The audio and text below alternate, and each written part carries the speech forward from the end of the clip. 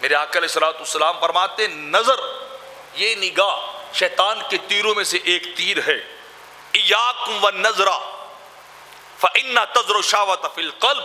فرمایا نگاہ کو بچا کے رکھو، نظر کو نیچا رکھ، اس کی حفاظت کر، کیونکہ نظر کی حفاظت نہ ہوئی تو نظر دل کے اندر شہوت کو پیدا کرتی ہے، دل کے اندر بے حیائی کو پیدا کرتی ہے.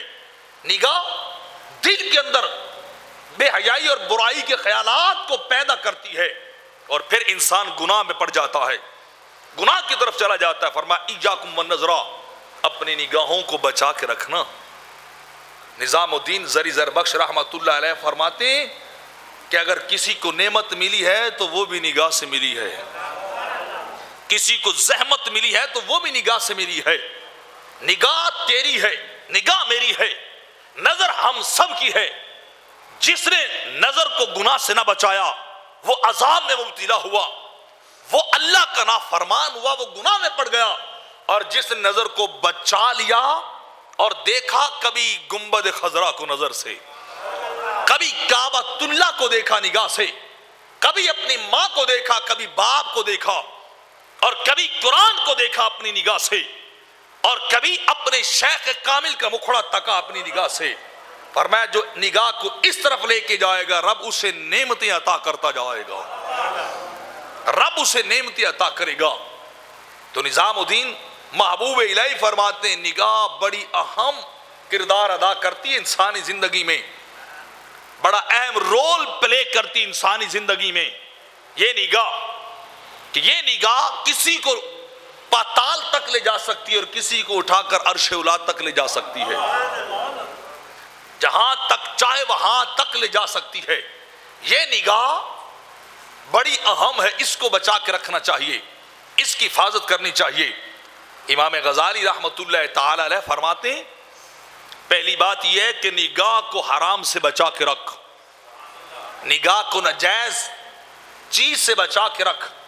وہ چیز نہ دیکھ جس کے دیکھنے سے تیرے خدا نے تجھے روکا ہے، وہ منظر نہ دیکھ جس کے دیکھنے سے خدا نے منع کیا ہے، وہ چیز وہ شے نہ دیکھ، اس طرف نہ جا نگاہ کو لے کر جس طرف سے خدا نے روکا ہے. اگر تو اس طرف جائے گا تو گناہ میں پڑ جائے گا، تو بے حیائی میں پڑ جائے گا، اللہ کا نافرمان بن جائے گا.